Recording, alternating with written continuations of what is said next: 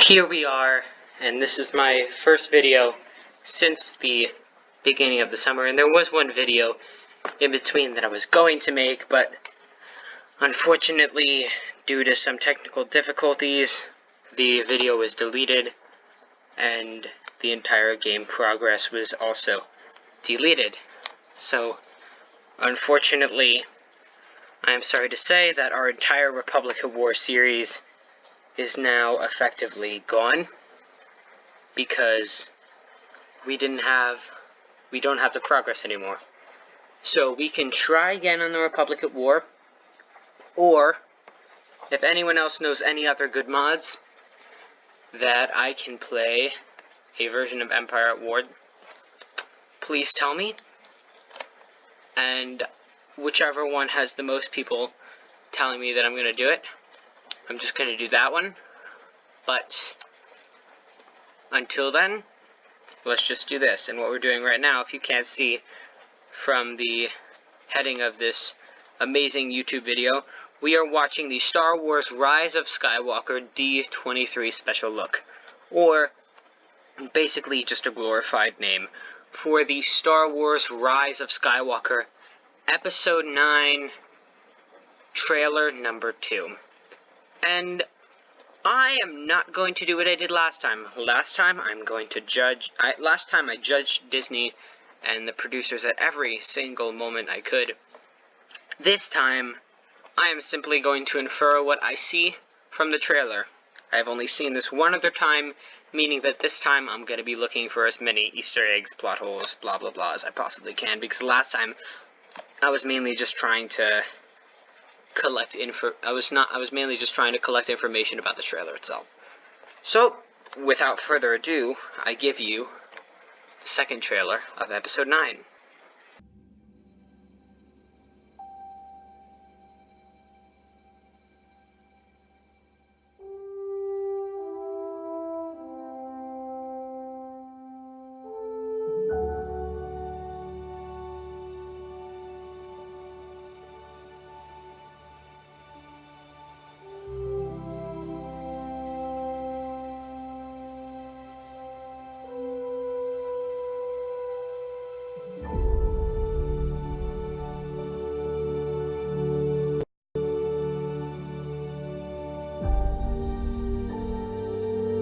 We've passed on all we know.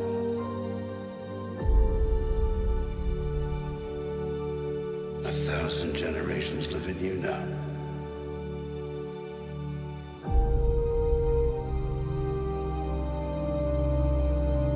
But this is your fight.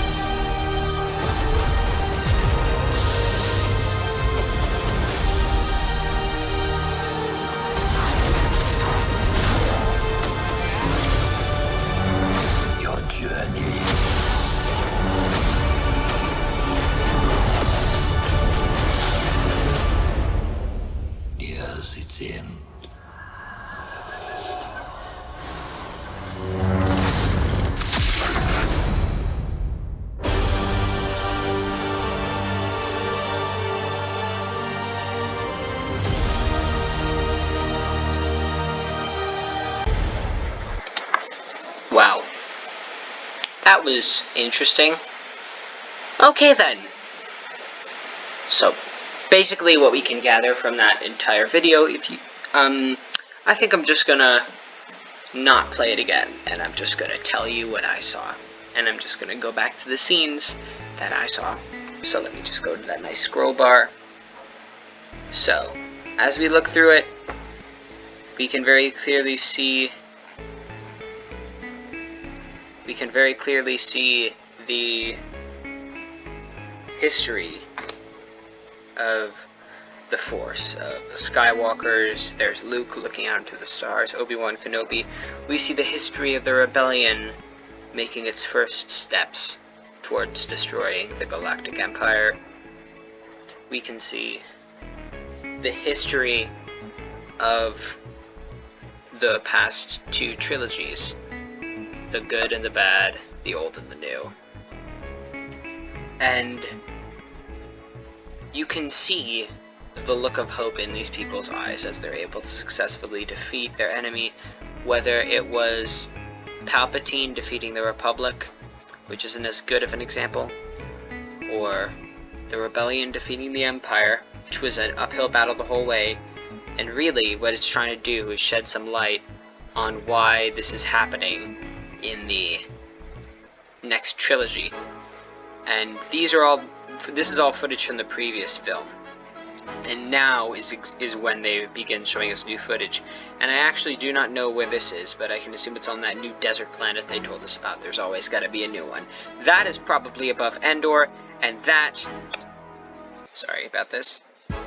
That right there, someone lit up these Star Destroyers, someone lit up this background, and if you can look very closely, you can see a strip of darkness right underneath that Star Destroyer.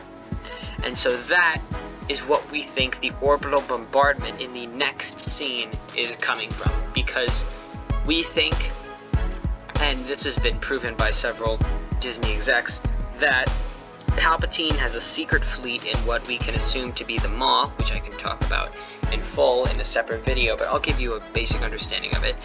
Now, Palpatine is a fleet in the Maw that has super weapons of their own attached to it. And what this means is he basically has a fleet of mini Death Stars. There's a ship called the Eclipse, which is a similar design, except instead of this normal form of ISD, it had a curved fang in front of it, and on the front of that fang was a super laser. In this version, they just have the super laser attached to the bottom, and I'm guessing it would just fire from the ventral side of the craft, much like on the Mandator 4 in Episode 8. The Mandator 4, if you don't know, was that massive black Star Destroyer that was seen firing on the Resistance base of Dakar earlier on in the movie. So, the fact that the Emperor has this fleet in this very cloudy, very lighting-filled area can lead me specifically to believe only one thing, because I have not actually seen any other pokes at this teaser to see really what it's made of and try to break it down. I can assume that this is in the Maw. Now, the Maw are a series of black holes that bring a lot of matter around it right near the planet Kessel, and in fact, in Solo during the Kessel run, they go through the Maw and they go through several of these black holes to try and reach their destination, which of course is freedom from this very, very dangerous part of space. We know for a fact that in both canon and legends, aka Disney and what Disney has decided isn't theirs anymore, in both canon and legends, the Emperor had a secret base in the Maw. Now, what was at the Maw in both canon and legends alters greatly, but we do know in both canon and legends that the Death Star was constructed there, so it makes the most possible sense that the Emperor would be constructing a fleet at such an area. Let us continue. So this is when we really get to see some of the hopelessness in our heroes' eyes. We can see some of the obstacles they had to go over, just like in the past two trilogies, the main characters had to come over obstacles. Now, in the prequel trilogy, the heroes weren't exactly able to successfully finish those obstacles. Anakin turned into Darth Vader and massacred all the younglings of the Jedi Temple. The Jedi fell, and more importantly, the Republic fell. They lost. But in the Rebellion, we can really see some of their hard work coming to fruition. But in all three cases, with the Republic, it was of course the Clone Wars. With the Rebellion, it was, well, their insurgency against the Empire. And for the Resistance, it was their fight against the First Order. In all three stories, we have the climax, the point where the faction is at their worst, but they still have to combat this vastly superior obstacle. And we can even see here that C-3PO has red eyes, and that is foreshadowing to saying that he is evil. Now, there are several other protocol droids at the Empire's disposal, and we can only assume that this is a shard of the old Empire, or else Palpatine wouldn't be there. We can also go so far as to assume that the Emperor is trying to create something very similar to the Dark Empire of Legends. The Dark Empire was essentially what the Emperor wanted the Empire to become, but he just didn't have the time because the rebellion messed it up. And the Dark Empire was essentially an empire ruled by dark side Force users. They had a fleet very similar to the one that we see here, obviously not the same design, but a lot of the same tactics. Very small scale super weapons that could easily be transported anywhere and wipe out entire fleets. So, knowing that this is the Empire, or assuming that it is the Empire, we know that they have a vast amount of protocol droids at their disposal, but we'll assume, just for the sake of this video, that that is C-3PO and that some of the heroes of the original trilogy are indeed being turned into drones for the Emperor. And this right here, that is the orbital bombardment scene that I was talking about earlier. So, as we can clearly see, as we can clearly see when I slow down this playback speed, this Star Destroyer is vastly powerful. So, I just want you to get a sense of how much energy you would need for something like this to occur. This is a small scale of what happened on Jeddah. Jeddah involved an entire massive Death Star at minimal capacity. Now, a Death Star at minimal capacity is still very, very, very, very powerful. And because of the size of these Star Destroyers, which we can assume to be only as big as normal Star Destroyers based on the design, we can therefore go so far as to assume that this Star Destroyer is at full power.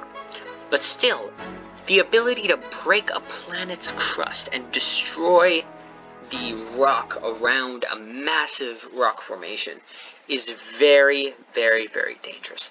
And I feel as though the Disney executives introducing a concept like this back into canon from Legends is an amazing step forward in bringing some of the Legends stuff back into canon. So I'm actually quite glad they showed me this footage. We continue on and we can see Rey moving on with her training. And this is on, I'm gonna take a wild guess and say, because of the turbo laser platform that you can see right here where my mouse is, that this is Endor, and that they are fighting on the wreckage of the second Death Star.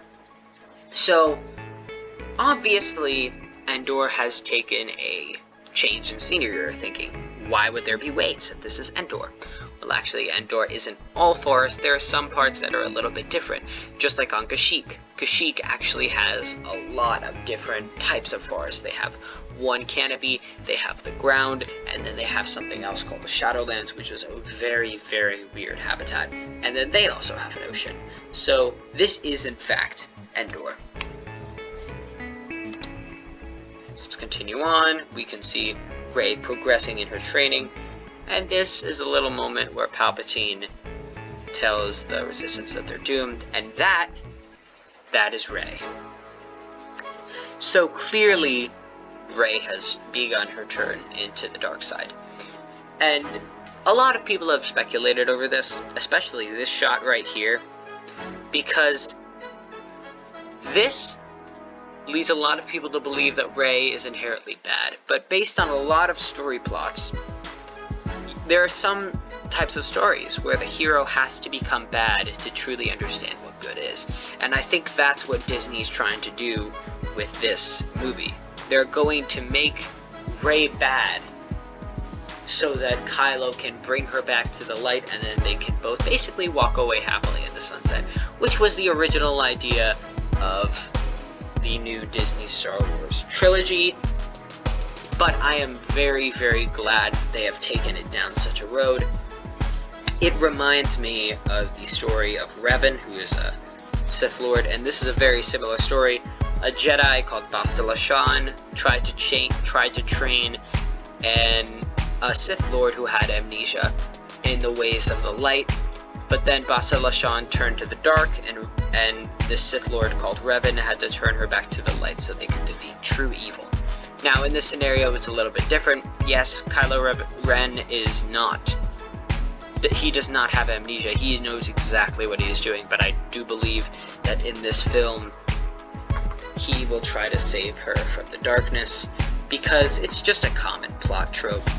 And honestly, it's something unpredictable, yet slightly predictable, and I think that's something that Disney wants to incorporate in their films, something that we all think is a possibility, but at the same time, we could never really truly expect it to happen. Alright, let's finish it up, and that's that. Okay, I'm so glad you've watched this video. Please, I'm not gonna say it. I'm not gonna say the whole subscribe thing. So, I'm just gonna go straight to my end video announcements, which are, again, that I am very, very sorry, but I will not be able to continue my Republic of War series. Please suggest a new Empire at War mod. And if there are no Empire at War mods that I hear, I will switch to another Star Wars game. I am not going to play Rainbow Six Siege. I'm not going to play any of those games. It has to be Star Wars related, because this is a sci-fi related channel. And as always, I hope you have enjoyed.